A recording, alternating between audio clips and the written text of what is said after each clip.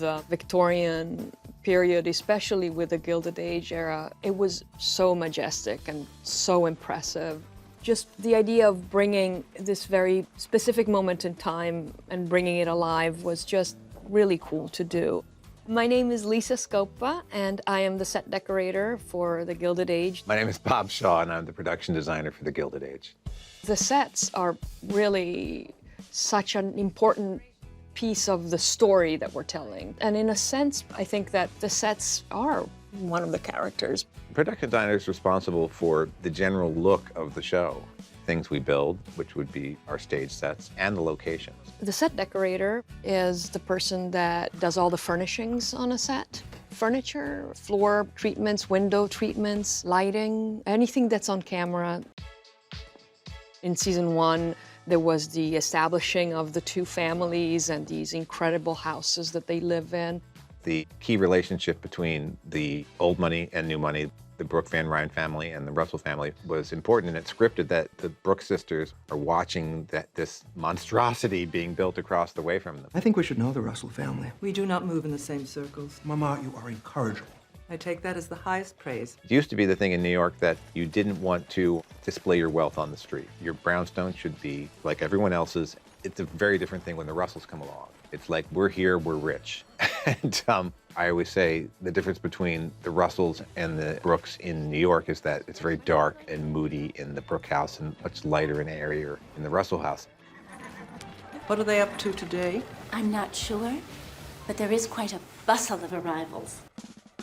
A friend of mine's mother used to always say, that's very nice, but it's not for people. And that's kind of the way I feel about the Russell house. It's very impressive, but like walking down that staircase every day, would you feel like you were supposed to be royalty and you weren't? I guess that's the way they want to feel, as if they're royalty. The Brooke Van Ryns do some entertaining, but just not on the scale of the Russells. Yeah, it's like family friends. There's a family, Yeah, I think the there's biggest... a few family and friend dinners. What was their biggest dinner there, 8? Yeah. Whereas at the Russells, you know, you would have 24 and more. And the deliveries, the extra footmen, they've all arrived? Madam, please go up and change and leave this to me. Bertha has a very dynamic relationship with her space, and things are always happening. Things are always changing. For Ada and Agnes, the important thing is that everything is done the same way, and it has to be the old way. The whole thing of the Brooke Van Ryn family is that they're resistant to change. That's very much an old money sort of thing. Have you changed your mind? Certainly not. The houses themselves, especially with the Gilded Age era, it was so over the top, so distracting. There was so many patterns, so many knick-knacks everywhere, so much going on. So we really, really had to hold back a little bit. An example would be in the Brooke house. We have our paintings hung 2 paintings high, one over the other. If you look at the research, they would have 4, sometimes 5, and it was just too much.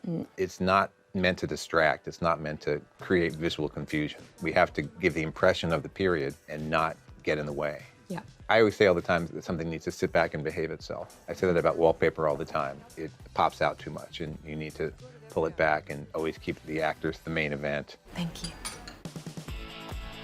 Generally, the marching orders for season 2 were to top season 1. Partially, it makes sense because that's what Bertha would be doing. She's got her foot in the door, and now she has to make sure that people know that she's a force to be reckoned with. So I would say I channeled my inner Bertha to try and figure out how I would impress people more. I certainly intend to find myself on the winning side. There was a T-shirt that they made, and it says, still gilding. So if I had to come up with a word for season 2, what's the word for more gilding? Gildier? Right.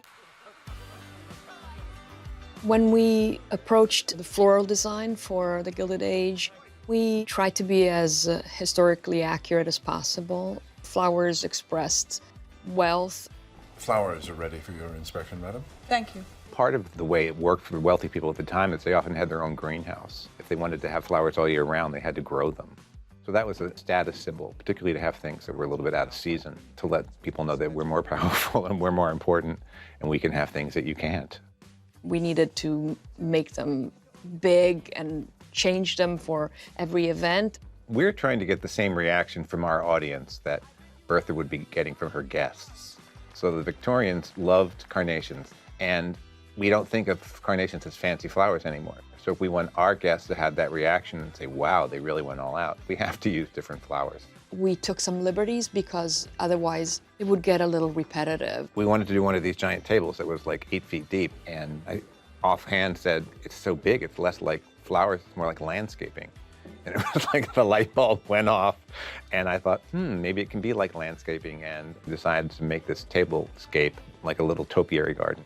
It was fantastic to make. We just had to design it all in like a little set within a set. So we built all the little set pieces and then covered them with grasses and then added the flowers. Sometimes we come up with ideas or concepts to entertain ourselves and keep ourselves going.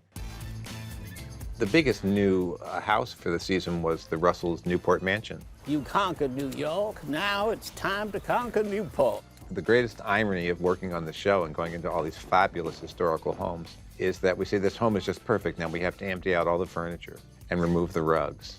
And the thing about these houses wasn't like, okay, we found the parlor set for the Russell Newport living room. We had to find the 3 parlor sets. Of course, the rooms were so big. They didn't do, this is the fabric for the sofa, and then this contrasting fabric will be on this chair, and then the ottoman will be in this fabric. They would have 3 complete sets of furniture, and they would upholster everything in the same fabric.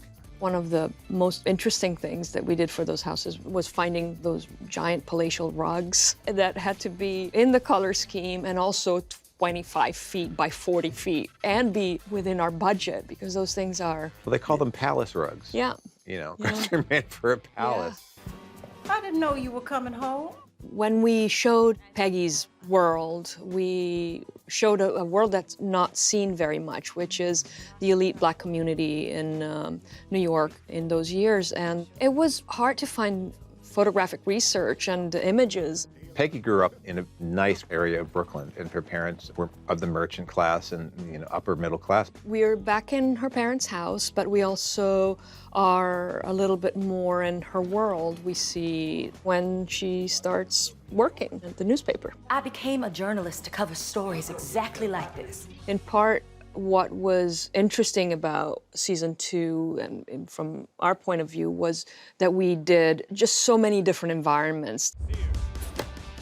There's a big tennis tournament, and then there's an evening party, which was sort of the kickoff party for the Newport season.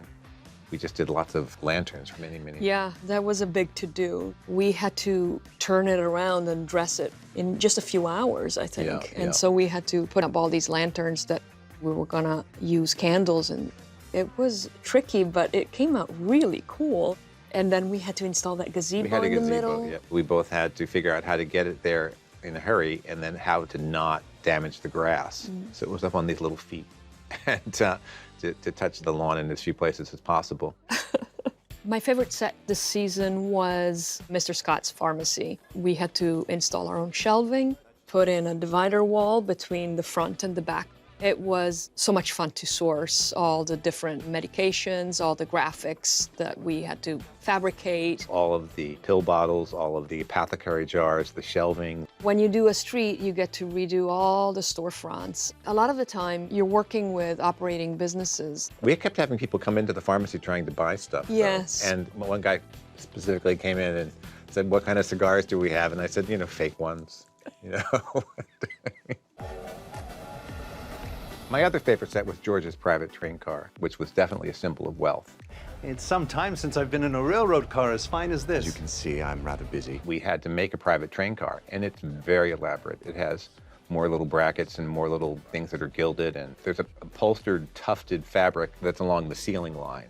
And then Lisa found these light fixtures that someone still made that were appropriate for a train at the time, where they had a little vent and you put a hole in the ceiling so the gas would go out into the atmosphere. And then we had the carpet made. The great thing about the show is they never seem to say stop. If you could have dinner with any one of these characters, who are you having dinner with? I would have dinner with Peggy. I'd like to. She's my favorite character, and I think she has a lot of interesting things to say about the world that she comes from, the world that she's exploring, and the world that she discovers when she starts working. Well, I like that you think that. I believe I would have dinner with Ward McAllister.